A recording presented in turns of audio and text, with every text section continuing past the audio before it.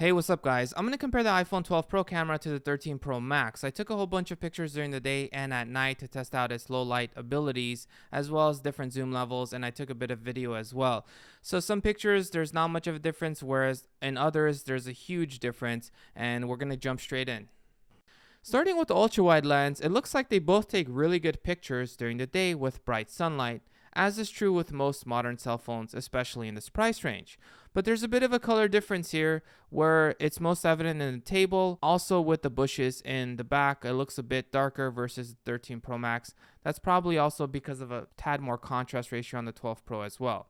But that's a matter of preference. Moving on to the wide lens, we could see that the 13 Pro Max does a slightly better job with portrait mode because the back looks a little more blurred out, which brings a tad more focus to the action figure. And when I zoom in with the same picture, you could tell that the 13 Pro Max looks a tad more clear as well, especially when you look at the fingers. It's just a little more defined versus the 12 Pro. Moving on to the telephoto lens, we can see the biggest differences are the level of zoom. So we have a 2x optical zoom on the 12 Pro and a 3x optical zoom on the 13 Pro Max, but honestly they both look pretty good. And if that's not enough zoom, then digital zoom does kick in. You could zoom in up to this. So the 12 Pro maxes out at 10x, which is pictured here, but the 13 Pro Max can actually go up to 15x. I didn't take a picture of that because at that point it's really losing a good amount of quality. So I did a 10x so we can do an apples to apples comparison, and you can see that the 13 Pro Max does look a little bit better than the 12 Pro. It's most evident in the fingers, also at the edge of the clothes and at the edge of the hairline. It just looks a little bit cleaner. Taking the action figure inside, I took a picture with an ultra wide lens just so you guys could see that this is a fairly dark room. Now there is some sunlight outside, but I closed the blinds and the blinds are pretty dark. So it's actually much darker than what it appears in this picture. Now at this level, the 13 Pro Max does look a little bit better, but it's not evident until you get to the telephoto lens. And this is really the biggest difference. For a dark room, for a picture quality to come out like that, that's superb. Going back outside, I took a picture of my solar panel, which is pretty awesome by the way.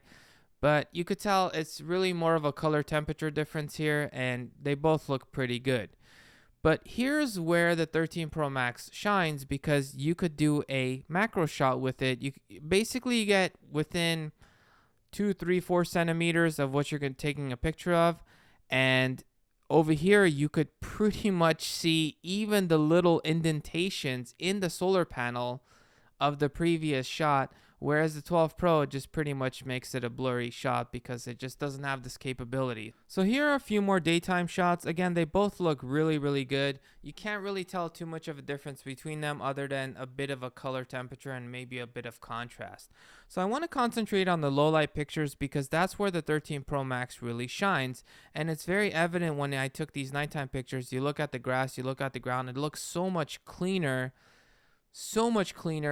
for something with very low light outside, which was my cue to take a picture of the stars. Now, it wasn't the clearest night, but here you go guys, a cell phone taking a picture of the stars.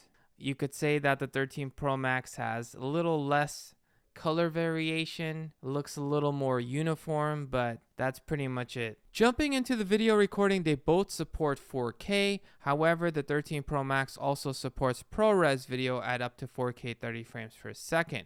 But when we look at these shots, they both look pretty good. You could probably argue that the 13 Pro Max looks a tad bit better if you look on the ground, but honestly, they both look pretty good. The same is true with this waterfall. They're almost identical, maybe a color temperature difference, but very similar to each other. Time for an audio test.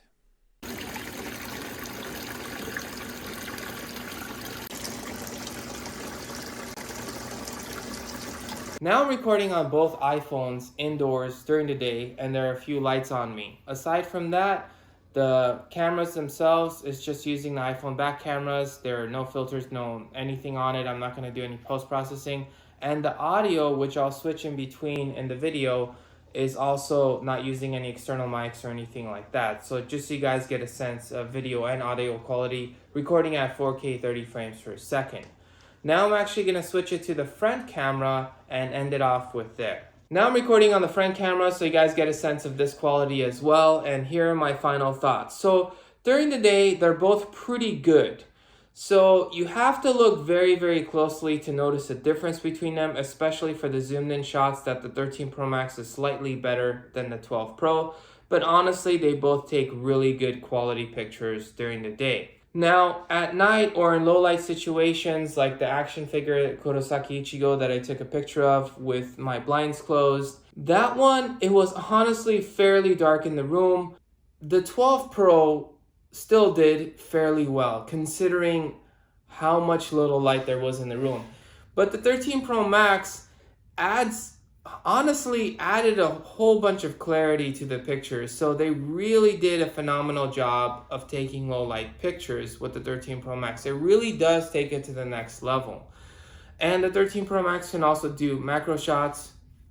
Also, I played a little bit with the cinematic video. I actually took a shot of a lizard outside, and it was basically blurring out the head, and it's probably just because it's not a human and it's not really probably designed to work with animals, especially small animals like lizards and stuff.